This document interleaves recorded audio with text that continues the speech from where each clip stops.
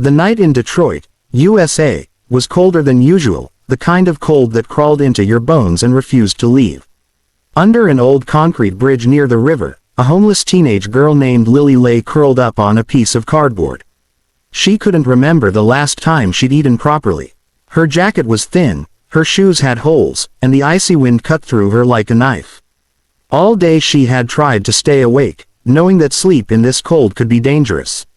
But exhaustion always wins. Lily had been on the streets for almost a year.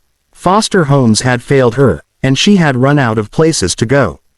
That bridge had become her shelter, her world. As the temperature dropped below freezing, her body began to give up. Her breathing slowed, her hands turned stiff, and the sounds of the city faded into a dull hum. Finally, she collapsed onto the frozen ground. A few minutes later, a man walking his dog noticed her still body. At first, he thought she was just sleeping. But something felt wrong. He stepped closer, his heart racing, and knelt down. Her face was pale, her lips slightly blue. He shook her gently, then harder. No response. He placed his ear near her mouth and felt nothing. "She's not breathing," he shouted, panic breaking his voice. As he fumbled for his phone to call 911, the quiet street suddenly exploded with sound. A deep, thunderous roar echoed through the night. Headlights flooded the road. One by one, motorcycles appeared, then dozens, then more. Hell's Angels. Nearly 180 bikes rolled in like a storm of steel and chrome, returning from a late-night charity ride across the city. The man froze, fear mixing with confusion. But the bikes slowed. One of them stopped, then another. Soon, engines were shutting off one by one until the street fell strangely quiet. A tall biker with a gray beard removed his helmet and looked around. His eyes landed on Lily lying on the ground. "What's going on?" he asked firmly. "She collapsed. She's not breathing," the man replied, his hands shaking. In an instant, the biker dropped to his knees beside Lily. He pressed 2 fingers to her neck, then leaned close to her mouth. "She's alive," he said urgently. "But she's freezing." That single sentence set everything in motion. Bikers moved without being told. Heavy leather jackets came off and were layered over Lily's small body. Someone slid gloves under her hands to warm her fingers. Another biker blocked traffic with his bike, while someone else called 911, speaking fast and clear. "Stay with us, kid," the leader said softly, his tough voice breaking just a little. He rubbed her arms gently, trying to bring warmth back into her body. Lily let out a faint sound, barely a breath, but it was enough to give everyone hope. Snow began to fall lightly, landing on chrome tanks and dark leather. The bikers formed a tight circle around her, their large bodies shielding her from the wind. The street that moments ago felt empty and cruel was now filled with quiet urgency and unexpected compassion. In the distance, sirens began to wail. And under that bridge in Detroit, a girl who had been invisible to the world was no longer alone. The sound of the sirens grew louder, cutting through the cold night air like a promise of hope. Red and blue lights reflected off the motorcycles, the bridge pillars, and the snow-covered road. Lily lay in the center of the circle, wrapped in layers of leather jackets that still carried the warmth of the bikers' bodies. Her breathing was shallow, uneven, but it was there. "Come on, kid, stay with us," the gray-bearded biker whispered again, rubbing her arms carefully.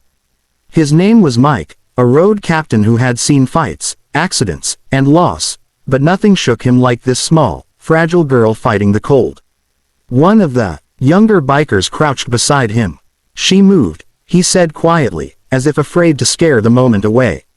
Mike nodded. "That's good. That's real good." The man with the dog stood nearby, watching in disbelief.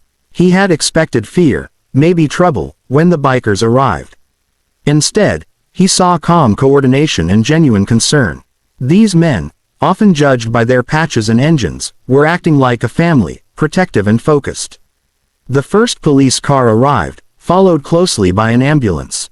Officers stepped out, hands relaxed, quickly understanding the situation. The paramedics rushed in with a stretcher and medical bags. "What do we have?" one paramedic asked. "Hypothermia," Mike answered immediately. "She collapsed, barely breathing when we found her." The paramedics knelt beside Lily, checking her vitals, placing warm packs around her, and fitting an oxygen mask over her face. One of them looked up and nodded. You did the right thing. Keeping her warm saved precious time. As they carefully lifted Lily onto the stretcher, one of the jackets slipped off. A biker quickly replaced it, tucking it gently around her shoulders. Hey, Mike said softly, leaning close so she could hear. You're gonna be okay. Help's here. For a brief moment, Lily's eyes fluttered open. They were unfocused, tired, but aware. She didn't speak, but her fingers curled weakly around the edge of the jacket. Then she was rolled into the ambulance. The doors closed, and the siren wailed again as the ambulance pulled away. The street fell quiet once more, the echo of engines replaced by the soft fall of snow. No one moved for a moment. Some bikers stared at the ground. Others watched the road where the ambulance disappeared. One man wiped his eyes with the back of his glove and turned away so no one would notice. Mike finally stood up. She's tough, he said. She fought through a lot tonight. Later that night, word came through a local officer who had followed up at the hospital. Lily had survived. Doctors confirmed that the quick response, especially the warmth and fast emergency call, had saved her life. She would recover. The news spread quietly among the bikers. Engines started again, one by one, but the mood was different now, heavier, calmer, meaningful. Morning came slowly over Detroit, pale sunlight breaking through the clouds and touching the frozen streets. Inside the hospital, Lily lay in a warm bed, machines softly beeping around her. Her body was still weak, but color had returned to her face. A nurse adjusted her blanket and smiled gently. You're safe now, she said. Lily didn't fully understand how she got there. Her memories of the night were broken. Cold, darkness, fear, and then voices. Deep voices. Calm voices. She remembered warmth suddenly wrapping around her, like the cold had finally lost its grip. Later that day, a social worker named Karen came to see her. She spoke carefully, kindly, asking simple questions. Lily answered slowly, her voice barely above a whisper.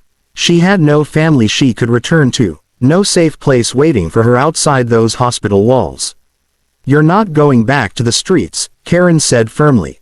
Not after this. In another part of the city, Mike sat at a diner with a few of the bikers. None of them had slept much. Coffee cups sat untouched as they replayed the night in their minds. Tough men, used to noise and motion, now sat quietly. She reminded me of my daughter, one biker finally said. Same age. Mike nodded. That's why it hit so hard. Word about the incident had spread.